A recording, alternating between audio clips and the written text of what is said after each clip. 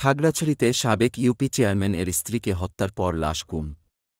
মামলা রুজু ২৪ ঘণ্টার মধ্যে ক্লুলেস হত্যা মামলার রহস্য উন্মোচন ও গভীর ও নিবিড়ভাবে তদন্ত করে রহস্য উন্মোচনের জন্য সার্বিক দিক নির্দেশনা প্রদান করে আসামি গ্রেফতার করেন খাগড়াছড়ি জেলার পুলিশ সুপার মুক্তাধর পিপিএম বার ও তার সদস্যগণ। আমরা একটি নিখোঁজ ডায়েরি হয়। এই ভিকটিম বৈদ্যুতিক বাসার মধ্যে আমাদের প্রাকৃতিক বিপর্যয়ের কারণে বাসায় বিদ্যুৎ না থাকার কারণে উনি পার্শ্ববর্তী দূরবর্তী বাসাতে সোলার বিদ্যুৎ যেখানে আছে সেখানে তার মোবাইলটি চার্জ দিতে যান এবং সেখান থেকে বাসায় যখন আসছিলেন তখন এই অভিযুক্ত বিবেকানন্দ ত্রিপুরা উনি সেখানে ভিকটিমকে দেখতে পান এবং ভিকটিমের গায়ের মধ্যে স্বর্ণালঙ্কার ছিল।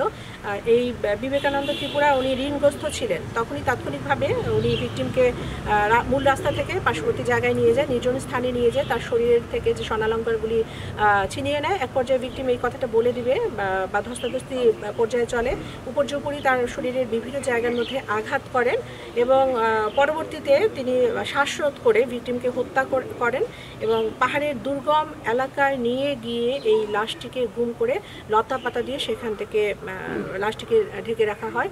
পরবর্তীতে বাসায় যখন না আসে ভিকটিমের স্বামী সহপরিবারের লোকজন খোঁজাখুঁজি করতে থাকেন। আমাদের থানাকে অবগত করলে সব জায়গার মধ্যে খোঁজাখুঁজি পরে একদিন পরে সেই লাশটিকে গুম করা অবস্থায় যে লাশ ছিল লতা পাতা দিয়ে আবদ্ধ অবস্থায় বিবস্ত্র সেই লাশ আমরা উদ্ধার করি এবং উদ্ধার করার পরবর্তীতে আমরা বিভিন্নভাবে কার সাথে তার পারিবারিক বিরোধ বা অন্য কোনো শত্রুতা ছিল কিনা সব কিছু নিরীক্ষণের পরবর্তীতে আমরা এটা বলবো যে এটা ক্লুলেস হত্যা মামলা।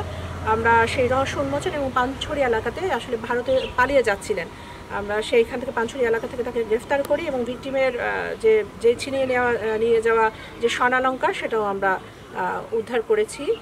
মূলত এই টাকার জন্যই ঋণগ্রস্ত ছিল, সেই স্বর্ণালঙ্কার ছিনিয়ে দেওয়া প্রাথমিক পর্যায়ে হত্যা করেছেন মর্মে আমাদের কাছে স্বীকার করেছেন এবং পরবর্তীতে আমরা রিমান্ডে আনবো। রিমান্ডে আনার পরে যদি অধিকতর তদন্তে আরও কিছু প্রতীয়মান হয়, এর সাথে কেউ জড়িত থাকে, আমরা প্রত্যেকেই আইনের আওতায় আনবো।